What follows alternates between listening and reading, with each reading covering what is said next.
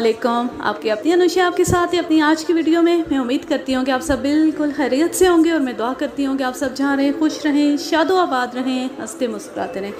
मैं आपको सुना रही हूँ इंस्पेक्टर महबूब आलम की एक क्राइम स्टोरी जिसका नाम है ख़ुदकुशी से कत्ल तक। तो चलें शुरू करते हैं।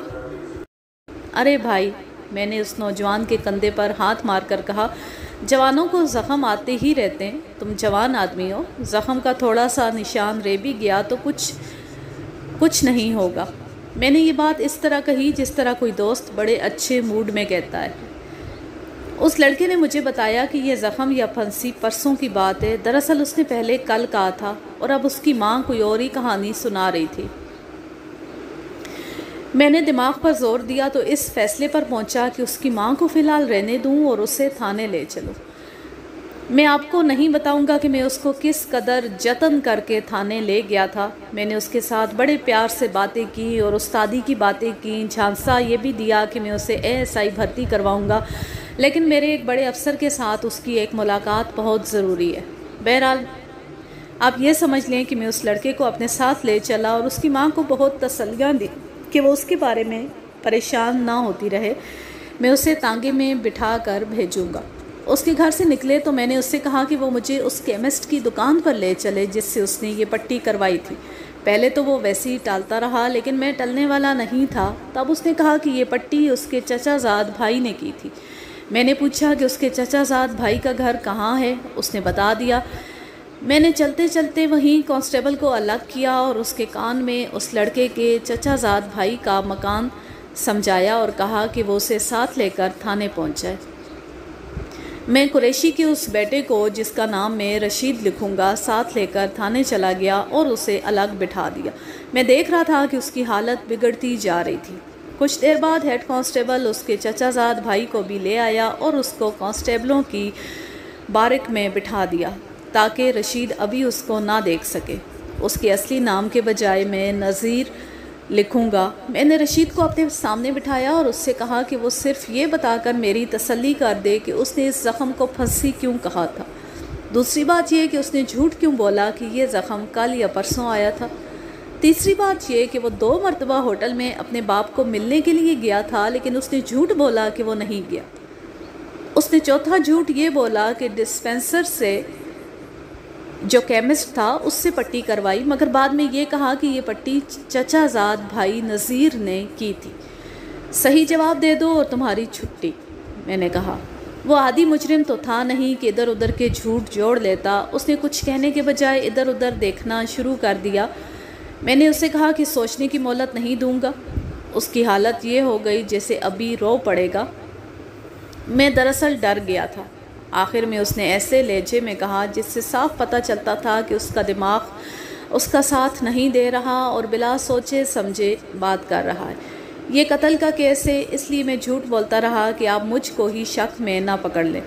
मैंने उसकी ये बात सुनी और कुछ कहे बगैर अपने कमरे से निकल आया और कांस्टेबलों की बारिक में जाकर उसके चचाजाद भाई नज़ीर को अलग बिठा लिया। वो रशीद की ही उम्र का नौजवान था और उसका रंग भी उड़ा हुआ था। वो मुझे इस तरह सहम कर देख रहा था जैसे मैं उसे अभी पीटने लगूंगा। हौसला करो नज़ीर, मैंने उसे कहा। डरने की कोई बात नहीं, तुम पर कोई इल्ज़ाम नहीं। मुझे 2-3 सवालों के 16 आने सही जवाब दे दो और घर चले जाओ। जिस रात कुरैशी साहब की एंग्लो इंडियन बीवी कत्ल हुई, उस रात तुम और रशीद कहाँ थे? ये मत कहना कि तुम अपने घर में थे। मैं जानता हूँ कि तुम उस वक्त अपने घर नहीं थे जिस वक्त वो औरत कत्ल हुई थी। दूसरा सवाल यह है कि रशीद के चेहरे पर यह ज़ख़म किस तरह आया है और तुमने उसकी पट्टी की थी? वक्तूला के नौकर का बयान था कि 2 आदमी आए थे जिन्होंने उसको बांधकर बरामदे में फेंक दिया था और एक आदमी अंदर गया था। मुझे ये शक हुआ कि रशीद ही अगर कातिल था तो उसके साथ ये लड़का नज़ीर था। मैं दरअसल हवा में तीर चला रहा था। हो सकता है कि ये मेरा वहम होता। मैं उठ खड़ा हुआ, लेकिन नज़ीर बैठा रहा और मेरे मुंह की तरफ देखता रहा। उसकी आंखें सफ़ेद हो गई थीं, जो साफ निशानी थी कि ये मेरा मुल्ज़िम है। यूँ पता लगता था जैसे उस पर सख्ता तारी हो गया हो। उसकी आंखें ठहर गई थीं। देखते देखते उसकी आंखों में आंसू आ गए। मैं उसके सामने बैठ गया और उसके सर पर हाथ रख लिया। میں نے تمہیں پہلے ہی کہا ہے کہ سچ بولو اور چھٹی کرو۔ میں نے تمہیں ویسے ہی تھانے نہیں بلا لیا، ساری باتیں معلوم کر کے بلایا۔ اٹھو اور ذرا میرے ساتھ آؤ۔ میں اسے بازو سے پکڑ کر اپنے کمرے میں لے گیا اور دروازے میں لے جا کر کھڑا کر دیا۔ میرے کمرے میں رشید بیٹھا ہوا تھا۔ رشید نے ہماری طرف دیکھا۔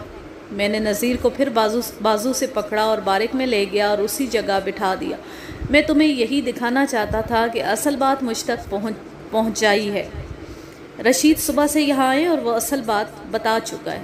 میں اب یہ دیکھوں گا کہ تم کتنا سچ بولتے ہو اور پھر فیصلہ کروں گا کہ تمہاری مدد کروں یا رشید کی۔ میں تم میں سے ایک کو چھوڑ سکتا ہوں، بولو کیا کہتے ہو؟ تھوڑا وقت دے دوں گا، سوچ لو۔ میں اسے بڑی سخت پریشانی اور اذیت میں چھوڑ کر وہاں سے اٹھا اور اپنے کمرے میں چلا گیا۔ دیکھ لیا رشید، میں نے قریشی کے بیٹے رشید کو کہا، تمہارے چچا زاد بھائی نے تو 1 منٹ بھی دیر نہیں لگائی اور اصل بات بتا دی ہے۔ میں نے اب یہ دیکھنا ہے کہ تم زیادہ سچ بولتے ہو یا نذیر۔ تم دونوں میں سے جو 16 آنے سچ بولے گا اس کو میں چھوڑ دوں گا۔ بولو کیا کہتے ہو؟ تمہارے بچنے کی کوئی صورت نہیں، مقتولہ کے نوکر نے تم دونوں کو پہچان لیا تھا۔ یہ بات ذہن میں رکھیں کہ ان دونوں کو میں نے یہی الفاظ نہیں کہے تھے جو آپ کو سنا رہا ہوں۔ یہ ایک استادی طریقہ ہوتا ہے جس میں زبان کے کچھ کرتب دکھانے پڑتے ہیں۔ اس خاص طریقے سے اکثر تھانے دار بڑے پکے اور ڈھیٹ ملزموں کو بھی توڑ لیتے اور اقبالی بیان لے لیتے ہیں۔ یہ لڑکے تو بالکل ہی اناڑی اور بچے تھے۔ یہ اب میرے دماغ کا کمال تھا کہ میں پوری کامیابی حاصل کر لوں۔ بہت ہی سوچ کر میں نے تیر چلائے اور رشید نے رونا شروع کر دیا۔ میں رشید کو توڑنے کی کوشش کر رہا تھا کہ ہیڈ کانسٹیبل اندر آیا اور اس نے میرے کان میں کہا کہ اس لڑکے کا باپ آ رہا ہے۔ میں فوراً اٹھا اور باہر نکل گیا۔ میں اس وقت نہیں چاہتا تھا کہ وہ تھانے میں کچھ دیر بیٹھے۔ میں نے باہر ہی اس کا استقبال کیا۔ وہ کچھ زیادہ ہی پریشانی کی حالت میں تھا۔ اس نے بتایا کہ اسے ٹیلی فون پر بتایا گیا ہے کہ میں اس کے بیٹے اور بھتیجے کو تھانے لے آیا ہوں۔ وہ معلوم کرنا چاہتا تھا کہ میں انہیں کیوں لایا ہوں۔ میں نے اسے بتایا کہ وہ ملزم تو نہیں کہ اس کو اتنی فکر ہو جائے۔ میں تفتیش کر رہا ہوں، ان لڑکوں سے 2-4 باتیں پوچھ کر گھر بھیج دوں گا۔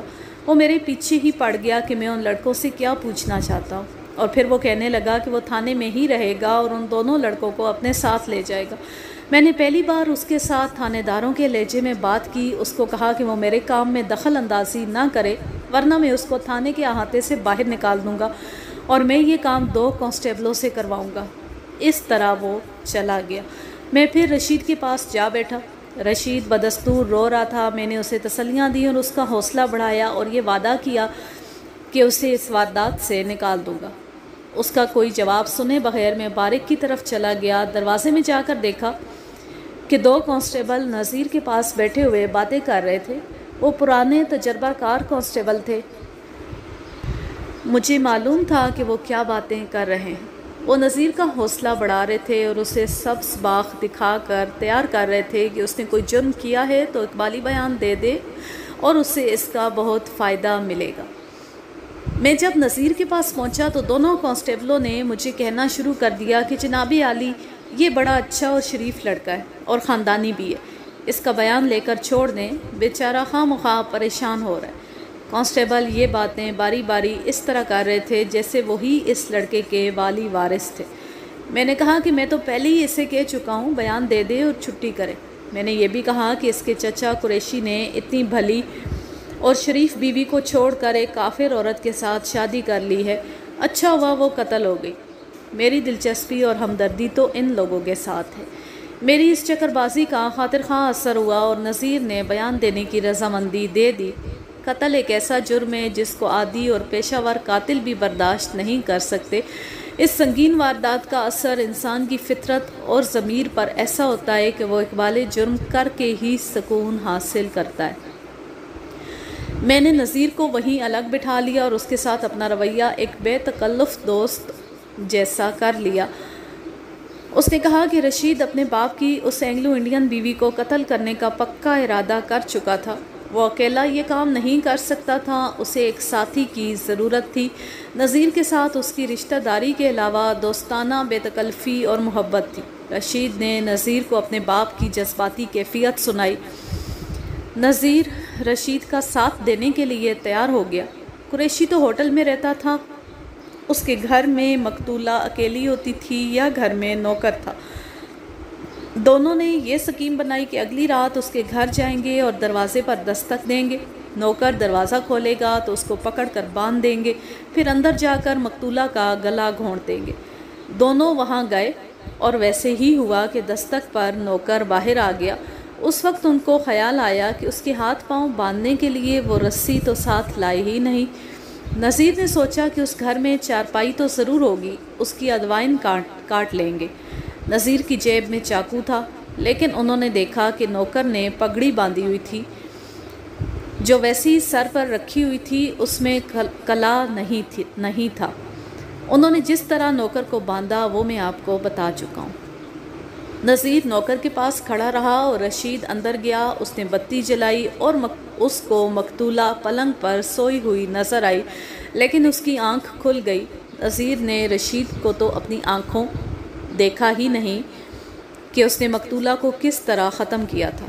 رشید اپنا کام کر کے باہر آیا اور نذیر کو ساتھ لے کر باہر نکل گیا اور وہاں سے کچھ دور آ کر نذیر کو بتایا کہ بدبخت عورت نے ناخنوں سے اس کا منہ چھیل دیا ہے۔ نذیر نے اسے اپنا رومال دیا کہ یہ زخم پر رکھ لے۔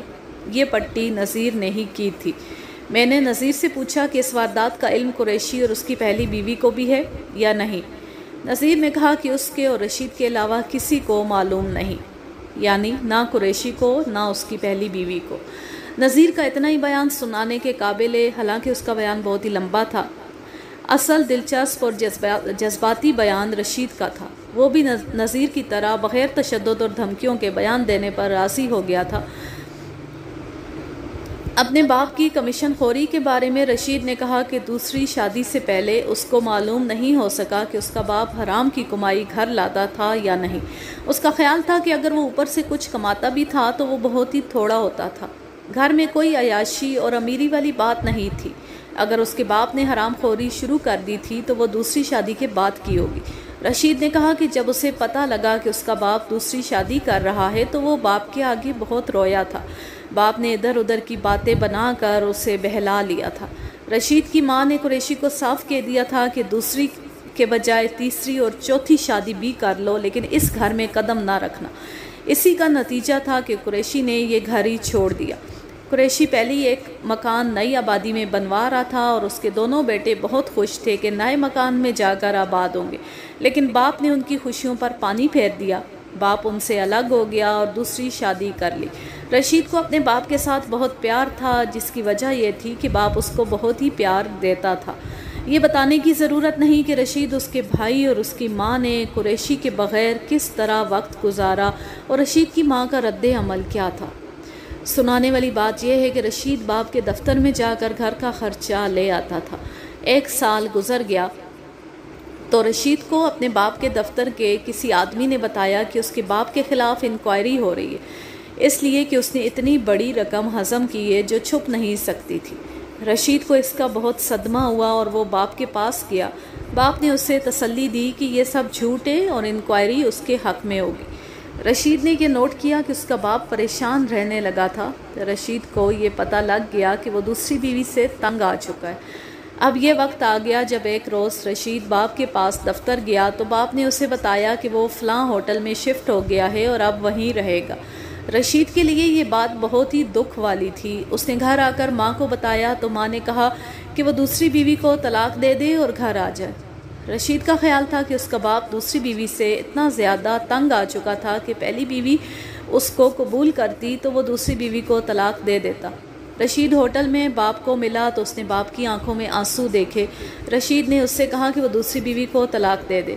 باپ نے اسے بتایا کہ اس نے بیوی کے ساتھ یہ بات کی ہے اور بیوی نے اسے دھمکی دی ہے کہ جس دن وہ اسے طلاق دے گا وہ دن اس کی یعنی قریشی کی زندگی کا آخری دن ہوگا۔